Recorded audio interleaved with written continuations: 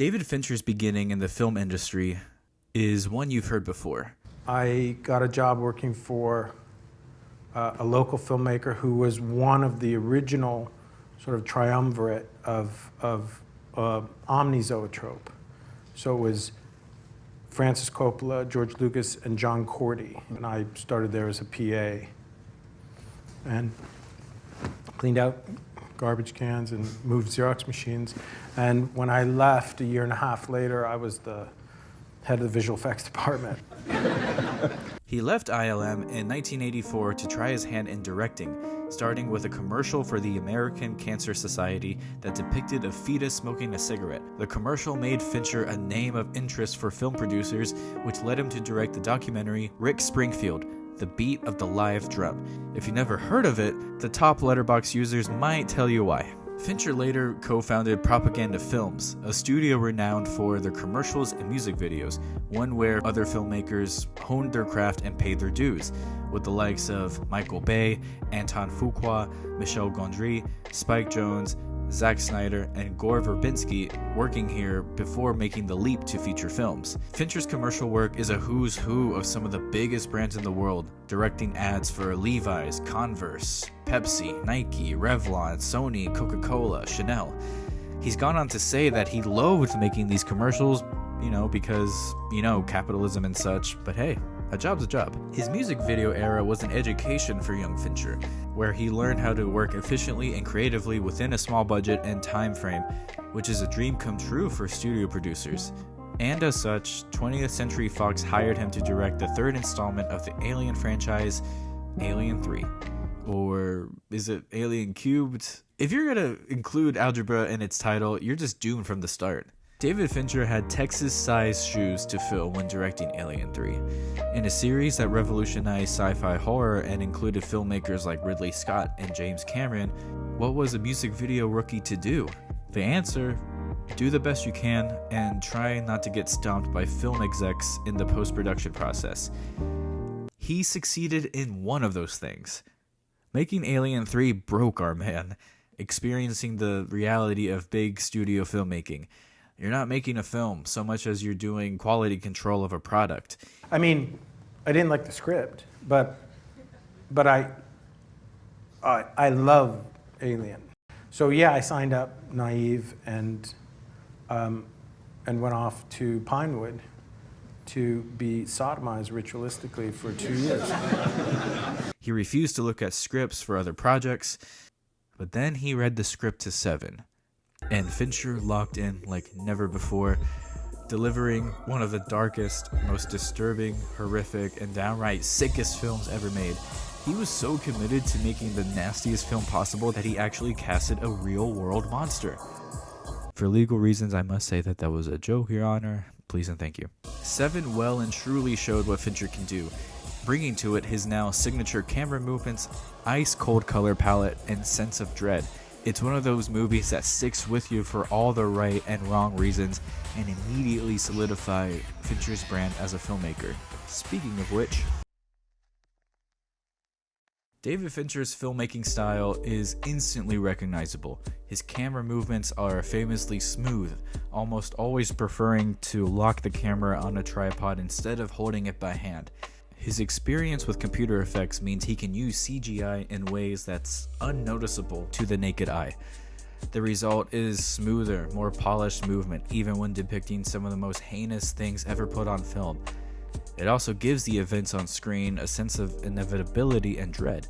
He moves the camera at the same direction at speed as the characters, which helps the audience connect with them and be on the same wavelength as them. His protagonists are often loners or outsiders, something I like to call the Paul Schrader special. And then we get to the filmmaking process itself.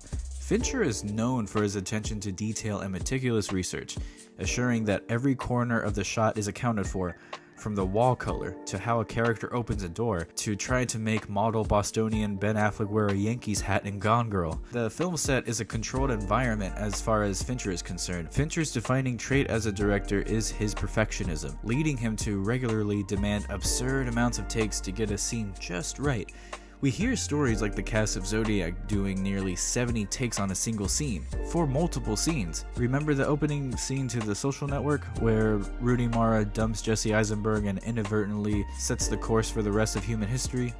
That took 99 takes. This method is a total contrast to someone like Clint Eastwood's okay, looks good filmmaking style. Basically, he's the Pep Guardiola of cinema, except he has hair. Oh no, look at me, I'm gonna talk about Fight Club. That joke never, ever gets old. Fight Club is one of those movies that you've either watched or at least heard of. It's the end-all be-all according to some, and a rallying cry to change how you look at life for others. In reality, we all know it's a romantic comedy. This psychological thriller sees the filmmaker firing on all cylinders. It's Fincher's Taxi Driver, in that it focuses on a loner hell-bent on trying to clean up society's filth by any means necessary, and how you'll likely see its poster hanging on a frat guy's wall. In that vein, Fight Club is one of the most controversial and much discussed films in recent memory, being the subject of think pieces and discussions as to whether or not it could incite real-life violence. And who could forget the countless motivational TikToks that clog up our Instagram feeds? Fight Club has been lumped in the film bro category of movies, i.e. movies that garner a huge following for reasons the filmmakers didn't expect or intend. In the case of Fight Club, well, I'll let him speak on it. I mean, it's not a cautionary tale. It's not Requiem for a Dream. You know, it's not Sarah T. Portrait of a Teenage Alcoholic. It's about a guy who gets seduced into a way of life that, you know, granted, a good 90 minutes later, does not work for him in many, many, many ways, and continues to not work for him in ways he could never have imagined. And so from my standpoint, you know, the idea that you're supposed to, you know, provide the audience with some sort of like, look out, don't find this in any way, you know, amusing or seductive, seems kind of anti the story. After releasing what he calls his popcorn movie, Panic Room, in 2001, very underrated film by the way, Fincher came back to the filmmaking scene with Zodiac, which depicted the nationwide manhunt for the Zodiac killer. Less focus on the grisly violence and murder, though there is a good amount of that. This was Fincher at his most calculating and controlled. The camera moves with cold, perfect precision. You can call it a killer here. I'm sorry. And it has a script expertly delivered by the likes of Jake Gyllenhaal, Mark Ruffalo, and Robert Downey Jr. When looking at the general arc of his career, Zodiac stands as a sort of crossroads for Fincher, focusing less on lurid violence and instead colder, more cerebral, dialogue-driven movies. His next film is the perfect embodiment of this, but before that, we gotta talk about Trent Reznor and Atticus Ross. Just like with Spielberg and John Williams, David Fincher's collaborations with Reznor and Ross are a match made in heaven, or hell, depending how you look at it. They complement each other perfectly, with Fincher's slick visual aesthetic and love of dread perfectly pairing with Reznor and Ross's electronic and atmospheric style. And it's with that collaboration we get... There's no such thing as a perfect film, but The Social Network comes close. Fincher directs with his trademark precision and attention to detail in everything. From Aaron Sorkin's writing, the editing, acting, score comes together perfectly here, telling the story of the creation of Facebook and the consequences it leaves on Mark Zuckerberg, his best friend Eduardo, and everyone around them. It's a movie so good that the topic of its historical accuracy is pushed aside in favor of just how good it is, aging like a fine wine more than a decade and a half later. This is Fincher showing critics and audiences that he was more than just the serial killer guy. Dread takes place in many forms, and The Social Network shows the destruction of a friendship the same way he depicts a man losing his grip on reality, like in Fight Club. It shows the beginning of a new era in the world, how we all became infinitely more connected with each other than ever before, while also being more lonely than ever before. This is ground zero for the digital age, and it all started with a nerd getting dumped. His early films had received Oscar nominations here and there, but The Social Network catapulted Fincher into more prestigious territory, receiving 8 Oscar nominations and winning 3, and it should have won Best Picture, and winning 4 Golden Globes out of its 6 nominations. The Social Network is a modern classic in every sense of the word. Is it completely accurate?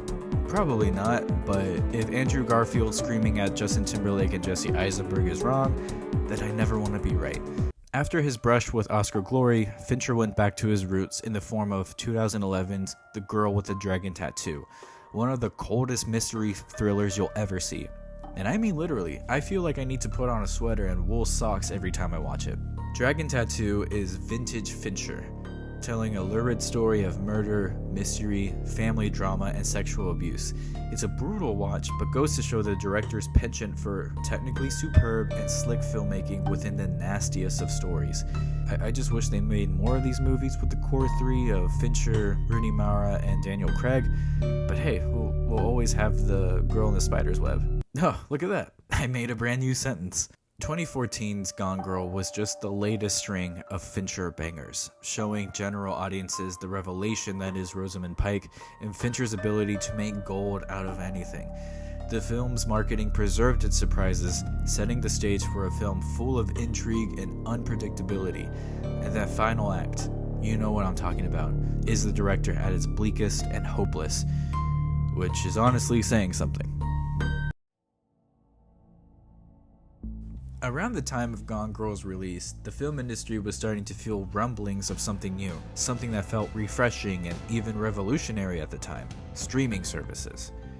The days of cable television with new episodes coming out every week started to feel obsolete for many, and that feeling only became stronger when Netflix centered their release models around releasing an entire season of episodes all at once. You get to watch the entire season of a show in one go, otherwise known as binging, and the show that spearheaded Netflix's rise to prominence was none other than House of Cards. And Netflix wasn't messing around here, with their marketing focusing on the binge model, its all-star cast that the aforementioned real-life monster as its lead, and that David Fincher would be directing the first 2 episodes of the series. Though Fincher's involvement in the show can be over-exaggerated, the rest of his work in both film and television has since resided in Netflix, like 2017's Mindhunter.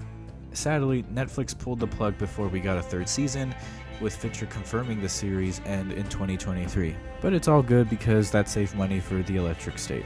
Then there's Mank, which details the life of screenwriter Herman J. Mankiewicz and the events that shaped his writing of the script for Citizen Kane. While it was technically beautiful and flawless, as is the case with most of his films, Mank was missing a certain oomph that was present in Fincher's other work. It felt stilted and lethargic than some of his other films that had a considerably longer runtime. Sure, it was nominated for a ton of awards, but it failed to reach the highs that we know Fincher is capable of. It also didn't help that Netflix's streaming model meant that it immediately got lost in the sea of other movies and shows. The same can be said for 2023's The Killer, which is a smaller scale thriller compared to the last decade of his work. Fincher takes advantage of this lower stakes film by crafting a dependably well-crafted portrait of an assassin going on a revenge quest after a botched hit. It's cold and emotionally distant like Mank, but it actually works here because not only are we following an assassin, but we're following an assassin who likes the Smiths, so it makes perfect sense. And as a Red Hot Chili Peppers fan, I'd be remiss if I didn't mention whatever the hell his Love, Death, and Robots episode was. It's visually cool and that is the goated Chili Peppers performance, but just why?